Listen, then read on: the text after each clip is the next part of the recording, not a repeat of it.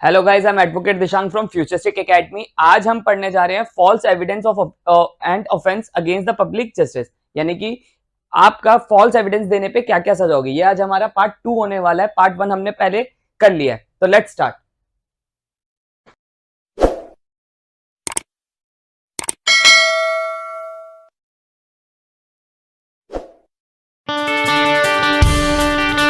पहले वाले जो सेक्शंस हमने पढ़े थे, तो उसमें हमने पढ़ा था कि फॉल्स एविडेंस बनाना और फैब्रिकेट करना और गिविंग एविडेंस देना अलग चीज है। आज हमारा जो सेक्शन होने वाला है वो है आपका 201, कॉजिंग डिसअपियरेंस ऑफ एविडेंस, यानी कि एविडेंस को ही आपने डिसअपियर कर दिया। जैसे आपको एक एग्जांपल के थ्रू समझाता हूं। मान लीजिए ए एक है, उसने एक बी का मर्डर करा और बी का मर्डर करके उसकी बॉडी को 6 पार्ट्स में डिवाइड कर दिया, यानी कि उसकी बॉडी को 6 पार्ट में कट कर दिया। यानी कि अब इसमें ए के साथ जो था वो बी था, सी था। ठीक है, सी ने बी की बॉडी को 6 पार्ट्स में काट दिया। अब जब उसने उसकी बॉडी को काटा, तो यानी कि देखिए, मर्डर का तो सेक्शन ए पे लगेगा। ठीक है, 302 तो ए पे लगेगा, तो सी पे क्या सेक्शन लगेगा? क्या सी पे भी 302 लगेगा? आंसर इज नो, क्योंकि मर्डर उसने नहीं करा। यहां पर उसने उसकी जो बॉडी थी वो एक एविडेंस थी। अब यहां पर उसने क्या करा, उसकी बॉडी को जो कट करा, ठीक है, यानी कि वो उसकी बॉडी को सी ने 6 पार्ट में जो कट करा, ये उसका क्या करा, एविडेंस को मिटाया है। यानी कि उसने यहां पर एविडेंस को मिटाया है। देखिए, ए ने तो मर्डर करा, ठीक है, बी का, सी ने उसकी बॉडी को कट करा। अब जब उसकी बॉडी को कट करा, तो यानी कि उसने वो एविडेंस मिटाया। तो यहां पर जो सी पे लगेगा, सेक्शन 201 लगेगा। 201 ये कहता है कि जब आप किसी ऑफेंडर को बचाने के लिए, यानी कि किसी एक्यूज को बचाने के लिए, या आप किसी कोई एविडेंस को मिटाते हैं, डिसअपियर कर देते हैं। जैसे मान लीजिए किसी का ब्लड स्टेन गिरा हुआ है, उसे मैं मिटा देता हूं, या मैं मर्डर वेपन को छुपा देता हूं, तो यहां पर मेरे पे 201 सेक्शन लगेगा। अब इसके अलग अलग दे रखे हैं कि अगर मान लीजिए जैसे कैपिटल पनिशमेंट में मैंने एविडेंस को मिटाया है, ठीक है, तो मेरे पे क्या लगेगा आपका, जैसे मान लीजिए यहां पर ही था, यहां पे सी ने जो है वो एक कैपिटल पनिशमेंट है। कैपिटल पनिशमेंट मतलब यानी कि डेथ पनिशमेंट भी होती है। ठीक है, तो यहां पर उस पर कितनी सजा होगी? उसे होगी कम से कम नहीं तो 7 साल तक की सजा होगी। यहाँ पे सी को कितने साल की सजा होगी? 7 साल तक की, क्योंकि उसने 302 में मर्डर के जो सेक्शन है उसमें डेथ पनिशमेंट भी है, तो यहां पर उस पर आपका 7 साल तक की उसे सजा होगी। अब मान लीजिए उसने ऐसे किसी ऑफेंस में जिसमें आपका इंप्रिजमेंट फॉर लाइफ तक की सजा है, ठीक है, उसमें एविडेंस को डिसअपियर करा, यानी कि उस एविडेंस को खत्म करा, ठीक है, तो उसे कितने साल की सजा होगी? 3 साल की। और अगर मान लीजिए उसने एक ऐसे ऑफेंस में जिसमें 10 साल तक की सजा है, यानी कि 10 साल से कम या 10 साल तक की सजा है, तो अगर उसने ऐसे करा तो उस ऑफेंस की 1/4, यानी कि जैसे मान लीजिए चोरी में, जैसे चोरी में 379 में आपका 3 साल तक की पनिशमेंट है, उसमें मान लीजिए मैं कोई एविडेंस को मिटा देता हूं, डिसअपियर कर देता हूं, यानी कि पेन की चोरी हुई, पेन की चोरी होने पे मैंने पेन को तोड़ दिया क्योंकि ये एविडेंस है। ठीक है, अब मेरे पे कौन सा सेक्शन लगा? 201 सेक्शन लगा। अब जब मेरे पे 201 सेक्शन लगा, तो मैंने इस पेन को तो तोड़ रखा है। अब उसकी पनिशमेंट कितनी है चोरी में? 3 साल तक की, तो 3 साल का 1/4 कर दीजिए, उतनी सजा मुझे मिलेगी। अब आते हैं हम 202 में। देखिए 202 क्या कहता है? 202 ये कह रहा है intentionally omission to give information. देखिए, एज ए सिटीजन आपकी ड्यूटी बनती है कि अगर कोई ऑफेंस आपके सामने हुआ है, या आपके मतलब आपके पास में कहीं हुआ है, कहीं पर भी कोई ऑफेंस हुआ है, तो आप वहां पर पब्लिक अथॉरिटी को बताएं। ठीक है, पब्लिक अथॉरिटी मतलब यानी कि पुलिस में या कोर्ट में आपको यहां पर बताना होगा। देखिए सेक्शन 39 और 40 क्या कहता है सीआरपीसी का, कि आप ड्यूटी बाउंड है कि अगर कोई भी आपके यहाँ ऑफेंस हुआ है तो आप उसे बताएंगे पब्लिक अथॉरिटी को। जैसे मान लीजिए मैं यहाँ रहता हूँ और मेरे साथ में कोई ऑफेंस हुआ है और मुझे पता चला है कि यहाँ पर ऑफेंस होने वाला है या हो चुका है, और मैं तब भी पब्लिक अथॉरिटी को नहीं बताता क्योंकि मैं ड्यूटी बाउंड हूं, तो मेरे पे आपका 202 लगेगा। 202 एक बार पढ़ते क्या कह रहे हैं? Whoever knowingly or having reason to believe offense has committed or intentionally omit to give any information respecting that offense, यानी कि अगर कोई भी आपका जानता है और रीजन टू बिलीव है उसे कि कोई ऑफेंस होने वाला है, और वो लीगली बाउंड है टू गिव इंफॉर्मेशन, यानी कि आप लीगली बाउंड कैसे हो गए? सेक्शन 39 और 40 से लीगली बाउंड हो गए। ठीक है, और आप नहीं बताते तो आपको 6 महीने तक की सजा मिलेगी और आप पे फाइन भी हो सकता है। ठीक है, या दोनों चीजें साथ भी हो सकती है। Giving false information. अब देखिए 203 बहुत इंपॉर्टेंट है। 203 आपको हेडिंग से क्लियर हो रहा होगा कि आप फॉल्स इंफॉर्मेशन देते हैं। ठीक है, of respecting of offence committed, यानी कि आप ऑफेंस के बारे में झूठी इंफॉर्मेशन देते हैं। जैसे मान लीजिए ए ने ऑफेंस करा, आप कहते हैं नहीं ए ने नहीं बी ने ऑफेंस करा है, तो आप यहाँ क्या कह रहे हैं, फॉल्स इंफॉर्मेशन दे रहे हैं ऑफेंस से related. whoever knowing having reason to believe give any information respecting that offense, आप उस ऑफेंस से रिलेटेड कोई झूठी गवाही देते हैं, ठीक है, फॉल्स इंफॉर्मेशन देते हैं, तब आप पे ये सेक्शन लगेगा आपको, जिसमें आपका 2 साल तक की सजा है। अब आते हैं 204 में। 204 को ऐसे समझिए, मान लीजिए कोई सीसीटीवी कैमरा है, ठीक है, और वो एविडेंस के लिए यूज होने वाला है, मैं उस एविडेंस को मिटा देता हूं, यानी कि वो सीसीटीवी कैमरे को की जो वीडियो फुटेज है वो मैं डिलीट कर देता हूं, या कोई फोटो है जो एविडेंस की तरह यूज होने वाली है मैं उसे फाड़ देता हूं, या कोई डॉक्यूमेंट है मैं उसे फाड़ देता हूं। तो यहां पर मैंने क्या करा, कोई एविडेंस को मैंने डिस्ट्रक्शन करी, यानी कि उसको खत्म कर दिया है, तो मेरे पे 204 लगेगा। अब 204 को रीड करते हैं, क्या लिखा है, whoever सीक्रेट्स, या तो छुपाता है या डिस्ट्रॉय कर देता है, क्या, एनी डॉक्यूमेंट, किसी डॉक्यूमेंट को, चाहे वो आपका इलेक्ट्रॉनिकल डॉक्यूमेंट क्यों ना हो, और डॉक्यूमेंट क्या मतलब, कोई भी चीज जिसमें आप लिखा हो, ठीक है, which may be lawful compelled to produce as a evidence in a court, यानी कि वो एज ए कोर्ट में एविडेंस आने वाला है। जैसे मान लीजिए पुलिस वाले कोई आपकी सीसीटीवी कैमरा फुटेज को डिलीट कर देते हैं, ठीक है, तो उन पे कौन सा चार्ज लगेगा, 204 लगेगा। या फिर कोई डॉक्यूमेंट है जो आपको कोर्ट में प्रोड्यूस करना है, उसे छुपा के रखते हैं, ठीक है, मान लीजिए ये कोई डॉक्यूमेंट है, वो मैं एज ए पुलिस ऑफिसर या कोई भी एज ए पर्सन मैं उसे छुपा देता हूं और मैं कोर्ट में प्रोड्यूस नहीं कर रहा, तो मेरे पे कौन सा लगेगा, 204 का चार्ज लगेगा, ठीक है। और उसे सम्मन करके कोर्ट ने बुलाया भी है, तब भी आप उसे प्रोड्यूस नहीं कर रहे, या उसे आपने मतलब खत्म कर दिया, आधा भी खत्म कर दिया है, या पूरी भी डिलीट कर दी है, या कुछ भी कर दिया आपने, डिस्ट्रक्ट कर दिया, या उसे छुपा रहे हैं, तो मुझे कितने साल तक की सजा है, 2 साल तक की सजा है। अब आते हैं आपका 205 में। देखिए 205 क्या कह रहा है, 205 ये कह रहा है फॉल्स पर्सनेशन। इसे आप पहले एक इलस्ट्रेशन से समझिए। आपको पता होगा कि जब किसी आदमी की बेल हो जाती है तो उससे बेल बॉन्ड भरवाया जाता है। जैसे मान लीजिए अक्यूज था, अक्यूज की बेल हो गई, अब उसके जो रिलेटिव थे उनसे बेल बॉन्ड भरवाया जाएगा, 25,000 30,000 जो भी कोर्ट ने ऑर्डर करे उसका बेल बॉन्ड भरवाया जाता है, श्योरिटी रखवाई जाती है। मान लीजिए ये श्योरिटी है, जो चीज रखवाई है वो बी ने रखवाई है, पर बी उस दिन कोर्ट में नहीं आता, वो उस दिन सी आ जाता है कोर्ट में, और वो सी जो है वो बी बनने की कोशिश करता है, वो कहता है कि नहीं ये मेरी गाड़ी है, और कोर्ट पकड़ लेती है उसे, तो उसमें कौन सा चार्ज लगेगा, 205 लगेगा। यानी कि 205 कहता क्या है कि फॉल्स पर्सनेशन। पर्सनेशन का मतलब होता है आपका कुछ और बन के दिखाना। जैसे हमने 170 में भी पढ़ा था कि मैं एज ए पब्लिक सर्वेंट बन के दिखा रहा हूं, ठीक है, यानी कि बहरूपिया। पर्सनेशन का मतलब होता है बहरूपिया, ठीक है। For purpose of act of proceeding in a suit of prosecution, whoever falsely, जानबूझ के झूठा पर्सनेट करता है, यानी कि बहरूपिया बनता है। कैसे क्या, और बहरूपिया बन के वो क्या करता है, कोई एडमिशन कर देता है, या कोई स्टेटमेंट दे देता है, या कोई कन्फेस कर देता है, ठीक है। मान लीजिए मैं एज ए उस दिन ये आपका ये ऑफेंस हुआ था, जहां पर प्लेस ऑफ अक्रेंस ऑफेंस की यहां थी, वहां पर मैं बाय स्टैंडर बन के मैं गवाही दे देता हूं, ठीक है, तो फॉल्स एविडेंस दिया तो वो तो सेक्शन 193 तो मेरे पे लगेगा ही लगेगा, पर वहां पर मैं था ही नहीं। जब मैं वहां था ही नहीं, मैं आई विटनेस था ही नहीं, और मैं आई विटनेस बन के गवाही दे रहा हूं और दूसरे को इंजरी करवा रहा हूं, तो इसलिए मेरे पे क्या लगेगा 205, क्योंकि यहां पर मैं आपका झूठा गवाह बनने की कोशिश कर रहा हूं, ठीक है, तो 205 लगेगा। गवाही दी वो अलग है, गवाही देना, फॉल्स एविडेंस देना आपका 193 में गवर्न होता है, और आपका कुछ बन के अलग आप गवाही देना। जैसे मान लीजिए मैं उस वक्त बाय स्टैंडर था ही नहीं, मैं विटनेस था ही नहीं उस केस में, तो भी मैं बन के आपका गवाही दे रहा हूं, तो मेरे पे 205 लगेगा।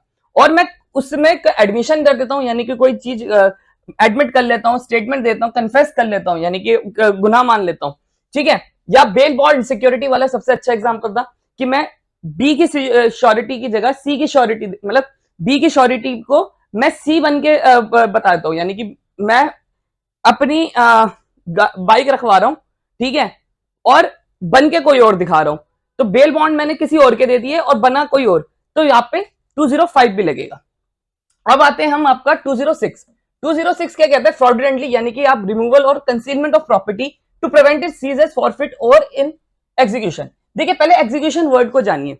एग्जीक्यूशन जो होता है वो होता है आपका हुक्म की तामील, यानी कि जो जजमेंट होती है उसको आपको एग्जीक्यूट करवाना पड़ता है, उसे लागू करवाना पड़ता है, ठीक है। सिविल केसेस में समझे तो सिविल केस में अगर मान लीजिए मेरे फेवर में 5 लाख की डिग्री हो गई, डिग्री का मतलब यानी कि यहाँ पर अभी आप समझिए फैसला हो गया।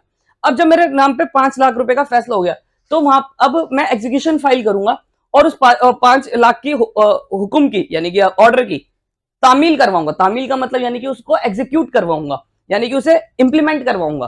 तो एग्जीक्यूशन की प्रोसीडिंग का मतलब ये हो गया। अब देखिए जैसे मान लीजिए सेक्शन 206 क्या कह रहा है, जानबूझकर आप कंसील करते हैं या रिमूव कर देते हैं उस प्रॉपर्टी को जो आपका एग्जीक्यूशन में आने वाली है। जैसे एक एग्जांपल से समझते हैं, ए और बी का प्रॉपर्टी डिस्प्यूट था, ठीक है। ये प्रॉपर्टी डिस्प्यूट आपका कोर्ट में जाता है। ए को पता है कि अब ये जो प्रॉपर्टी है, ए यहां पर है प्लेंटिफ यानी कि केस करने वाला, बी जो है यहां पर डिफेंडेंट जो उसको इसको डिफेंड करेगा। अब ए क्या करता है, चाहे एज ए प्लेंटिफ ही क्यों ना हो, उस प्रॉपर्टी को किसी और को बेच देता है या लेट सपोज सी को बेच देता है। तो यहां पर वो क्या कर रहा है, इस प्रॉपर्टी को वो कंसील कर रहा है, रिमूवल कर रहा है कि जिससे ये एग्जीक्यूशन बी के फेवर में ना आ सके। तो उस पर क्या केस लगेगा, 206 का केस बनेगा, चाहे सिविल कोर्ट का भी केस क्यों ना हो। तो उसे कितने साल की सजा होगी, आपका होगा विच में भी एक्सटेंड 2 years यानी कि 2 साल तक की सजा। यानी कि आप किसी के फेवर में कोई एग्जीक्यूशन होने वाली है या उसके फेवर में कोई प्रॉपर्टी होने वाली है, आप उस प्रॉपर्टी को छुपा लेते हैं, ठीक है, या रिमूव कर देते हैं या आप उसे कंसील कर देते हैं, या और आपका इरादा क्या है, धोखा देने का, फ्रॉडलेंटली मतलब धोखा देने का इरादा, ठीक है। तो आप पे ये सेक्शन लगेगा। इसे एक और एग्जांपल से समझते हैं। जैसे कि एक प्रॉपर्टी है, ये एक आपकी प्रॉपर्टी है जो मुझे पता है कोर्ट आके इसे फॉरफिट कर लेगी यानी कि इसे जब्त कर लेगी। मैं इसे छुपा देता हूं या मैं इसे कहीं पर रख देता हूं या बेच देता हूं, कुछ भी कर देता हूं, रिमूव कर देता हूं, कंसील कर देता हूं, धोखा देता हूं, तो मेरे पे कौन सा चार्ज लगेगा, 206 का चार्ज लगेगा।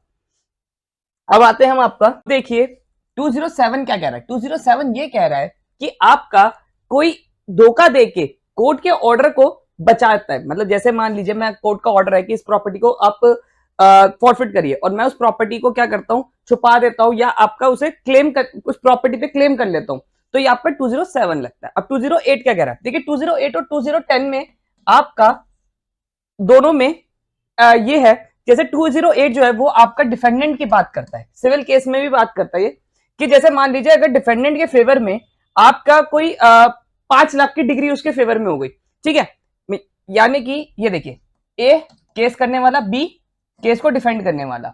अब मान लीजिए ये प्रॉपर्टी है, ये प्रॉपर्टी जो है अब इसे पता है डिफेंडेंट को, बी को यानी कि डिफेंड एज ए बी ऐसे डिफेंडेंट को पता है कि ये प्रॉपर्टी आके मेरे हाथ से चली जाएगी। तो बी क्या करता है, सी के साथ कॉन्स्पिरेसी करके ये प्रॉपर्टी को पहले ही बेच देता है।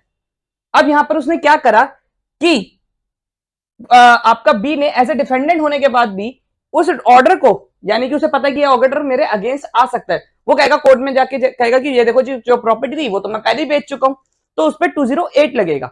और 2010 प्लेंटिफ को कहता है कि अगर प्लेंटिफ के फेवर में भी कोई नहीं है डिग्री, तो अगर वो ऐसा कुछ फ्रॉडलेंटली चीज करता है तो आपका 2010 में होगा गवर्न। अब 208 को एक वर्ड टू वर्ड पढ़ते हैं, हुएवर फ्रॉडलेंटली यानी कि धोखा देके आपका डिग्री अपने अगेंस्ट में करवा लेता है और वो पर्सन जो है वो इंटाइटल नहीं है उस डिग्री के लिए, यानी कि मतलब वो डिग्री का मतलब कोर्ट का फैसला, कोर्ट के फैसला उसके फेवर में नहीं है और वो एग्जीक्यूट करवा लेता है, तो उसको कितने साल की होगी, 2 साल तक की सजा होगी। मान लीजिए एक प्रॉपर्टी है, प्रॉपर्टी आपका सिचुएट करती है वो इलाहाबाद में, इलाहाबाद के कोर्ट को नहीं पता कि ये डिस्प्यूटेड प्रॉपर्टी है। अब क्या करता है डिफेंडेंट, क्या करता है, और उसका जो प्रॉपर्टी का जो केस चल रहा है वो आपका चल रहा है दिल्ली में। अब जब दिल्ली में चल रहा है तो दिल्ली की कोर्ट को नहीं पता कि वो वाली प्रॉपर्टी तो वो बेच चुका है इलाहाबाद वाली प्रॉपर्टी को। जब कोर्ट को पता चलेगा कि ये तो जो इलाहाबाद वाली प्रॉपर्टी थी वो तो दिशांक बेच चुका है, यानी कि डिफेंडेंट बेच चुका है, तो उस पर क्या होगा, 208 की प्रोसीडिंग चलेगी। अब आते हैं आपका 209। 209 क्या कह रहा है, 209 आपका कह रहा है कि आप फॉल्सली क्लेम करते हो कोर्ट में, यानी कि ऐसा क्लेम जो आपके फेवर में नहीं है तब भी आप उसे क्लेम करते हो, किसमें, कोर्ट के अंदर। यहां पर इंपॉर्टेंट क्या है कि आप कोर्ट में कोई फॉल्स क्लेम कर रहे हो कि जो आपकी चीज नहीं है तब भी आप उसे कह रहे हो कि ये मेरी है, कहां पर, कोर्ट के अंदर। हुएवर फ्रॉडलेंटली और डिसऑनेस्टली यानी कि धोखा देके, डिसऑनेस्टली, रॉन्गफुल गेन और रॉन्गफुल लॉस को कहते हैं डिसऑनेस्टी का मतलब, विद इंटेंट टू इंजर यानी कि इंजरी देने के इरादे से कोर्ट में कोई फॉल्स क्लेम करता है। फॉल्स क्लेम का मतलब यानी कि मान लीजिए जैसे कोई आपका चोरी का केस लेते हैं, चोरी के केस में पुलिस ने ये पेन वो कर रखा है, सीज कर रखा है। अब जब इस पेन को सीज कर रखा है मैं कोर्ट में आता हूँ शिनाख्त करने के लिए कि आप आइडेंटिफाई करने के लिए पेन है या नहीं है, मुझे पता है कि ये पेन मेरा नहीं है, तब भी मैं कह रहा हूँ नहीं ये पेन मेरा है। तो यहाँ पर मैं क्या कर रहा हूँ, कोर्ट के अंदर आपका फॉल्स क्लेम कर रहा हूँ। क्या फॉल्स क्लेम कर रहा हूँ कि ये पेन मेरा है और मुझे पता है कि ये मेरा पेन नहीं है जो चोरी हुआ था। तो मैं यहाँ पर क्या कर रहा हूँ, फॉल्स क्लेम कर रहा हूँ। तो यहाँ पर मेरे पे क्या बनेगा, 209 का केस बनेगा। इसे एक और एग्जाम्पल के थ्रू समझते हैं। जैसे मान लीजिए किसी की कोई बाइक चोरी हुई, ठीक है, वो बाइक थी आपका, उसकी कीमत थी 50,000 की, ठीक है, पर पुलिस वालों ने किसी तरह से, क्योंकि पुलिस वालों को सही से पता नहीं चल पाया, वो एक बाइक पकड़ के ले आते जिसकी कीमत है 1 लाख रुपए, ठीक है। जब कोर्ट में बुलाया गया मुझे और मैं कहा कि ये आपकी बाइक है, कोर्ट को मैंने कहा हाँ ये मेरी बाइक है और मुझे पता है कि ये 1 लाख वाली बाइक मेरी नहीं है, 50,000 वाली बाइक मेरी है, तब भी मैंने कोर्ट में क्या करा, 1 लाख वाली बाइक को क्लेम करा। तो यहां पर मैंने क्या करा, आपका डिसऑनेस्टी, रॉन्गफुल गेन और रॉन्गफुल लॉस के इंटेंशन के साथ, फ्रॉडुलेंटली डिसेप्शन मतलब इनकी धोखा देने के इरादे के साथ क्लेम कर रहा हूं, कहां पर, कोर्ट में। तो मेरे पे कौन सा चार्ज लगेगा, 209 का चार्ज लगेगा, 2 साल तक की सजा है। अब 210 को समझते हैं। 200 इसका हमने 208 पढ़ा था, अब 2010 पढ़ते हैं। 2010 जो है वो आपका प्लेंटिफ की बात कर रहा है, यानी कि प्लेंटिफ का मतलब यहां ये समझिए केस करने वाला, ठीक है। अगर मान लीजिए हुएवर फ्रॉडुलेंटली, यहां पर हुएवर का मतलब कौन है, प्लेंटिफ, फ्रॉडुलेंटली या ऑब्टेन करता है कोई डिग्री अपने फेवर में और उसे पता है कि ये इसका मैं हकदार नहीं हूं, तो ये चीज होती है। जैसे आपको एक एग्जांपल के थ्रू समझाता हूं। मान लीजिए बाइक का एग्जांपल लेते हैं। अब क्या होता है कि सिविल केस की प्रोसीडिंग को समझने के लिए ऐसे समझिए कि 5 लाख की डिग्री मेरे फेवर में हो गई। 5 लाख की डिग्री जब मेरे फेवर में हो गई तो मैं प्लेंटिफ हूं, तो 5 लाख की डिग्री तो मेरे फेवर में हो गई, यानी कि कोर्ट का फैसला मेरे हक में चला गया। और मुझे पता है कि ये कोर्ट ने गलत सुना है, क्योंकि मुझे तो उससे सामने वाले से सिर्फ 3 लाख रुपए लेने थे, पर कोर्ट ने 5 लाख का केस मेरे पे सुना दिया। इंटरेस्ट की बात नहीं हो रही यहां पर। तो यहां पर क्या होगा, मेरे पे 2010 का केस बनेगा। क्यों बनेगा, क्योंकि यहां पर मैंने फॉल्स क्लेम करा एज ए प्लेंटिफ। अब आते हैं 207 और सॉरी 2011 पे आते हैं। 2011 आपका कहता है फॉल्स चार्जेस। देखिए हमने अब जब आपका 182 पढ़ा था सेक्शन, उसमें भी हमने 211 पढ़ा था कि क्या होता है। मान लीजिए आपने कोई पुलिस वाले को गलत इंफॉर्मेशन दी है तो आप पे 182 का चार्ज बनता है। मान लीजिए उस आपकी इंफॉर्मेशन की वजह से उसके ऊपर चार्जेस फ्रेम हो गए। जैसे मान लीजिए मैंने कहा कि इस बंदे ने चोरी करी थी, अब इस बंदे का मैंने क्या करा, यहाँ पर उस पर कोर्ट पुलिस सर्वेंट को, एज ए पब्लिक सर्वेंट को मैंने यहाँ पर गलत इंफॉर्मेशन दी, तो 182 उस बिहाफ पे उस पब्लिक सर्वेंट ने उसके ऊपर चार्जेस फ्रेम कर दिया, 379 का कर दिया, 411 का कर दिया, जो उस पर चार्जेस लगा दिए, मर्डर के ऐसे जो भी करा है वो यहाँ पर चार्जेस फ्रेम हो गए उसके अगेंस्ट में। तो उस पर मेरे पे कौन सा चार्ज लगेगा, 211 का। क्यों, क्योंकि मेरी फॉल्स इंफॉर्मेशन की वजह से उसके ऊपर चार्जेस फ्रेम हो गए हैं। अगर चार्जेस फ्रेम हो गए 211, और अगर चार्जेस फ्रेम नहीं हुए, सिर्फ गलत इंफॉर्मेशन दिया मैंने पब्लिक सर्वेंट को, तो 182। दोनों में ये फर्क होता है। हर चार्जशीट पे ये लिखा हुआ आता है कि अगर आपने कोई भी गलत इंफॉर्मेशन दी है और उसके ऊपर चार्जेस फ्रेम हो गए तो आप पे 182 और 211 का केस बनेगा। ठीक है, एक बार पढ़ते हैं इसे वर्ड टू वर्ड। क्या कह रहा है, however with intent to cause injury, यानी कि सामने वाले को इंजरी देने के लिए, इंजरी का मतलब यानी कि उसकी बॉडी को इंजरी करने के लिए, रेपुटेशन को इंजरी करने के लिए, आप किसी भी तरह की इंजरी करने के लिए मैं उस पर कोई क्रिमिनल प्रोसीडिंग उसके अगेंस्ट चलवा देता हूं। ठीक है, with having committing offense there is no just lawful ground, कोई इसका लॉफुल ग्राउंड नहीं है, तो मुझे कितने साल तक की सजा होगी, 2 साल तक की सजा होगी। और मुझे पता है कि इस पे ये चार्जेस नहीं बनने चाहिए थे, तो भी मैं उसके खिलाफ गलत चार्जेस बनवा देता हूं। अब देखिए यहाँ कंफ्यूज मत होइएगा कि अगर मान लीजिए मैंने कोर्ट में बयान दिया तो मेरे पे आपका फॉल्स एविडेंस का भी चार्जेस लगेंगे, 193 के भी चार्जेस लगेंगे, पर 211 के भी चार्जेस लगेंगे, क्योंकि मैंने यहां पर उसके ऊपर गलत चार्जेस फ्रेम करवाए हैं, तो आपका 211 का भी चार्ज मेरे पे लगेगा। अगर आपको मेरी वीडियो पसंद आ रही है तो चैनल को सब्सक्राइब करिए and don't forget to ring the bell icon. अगर आपको हमारी नोट्स चाहिए पीडीएफ फॉर्म में तो आप हमें फॉलो कर सकते हैं इंस्टाग्राम, फेसबुक और टेलीग्राम पे। Thank you.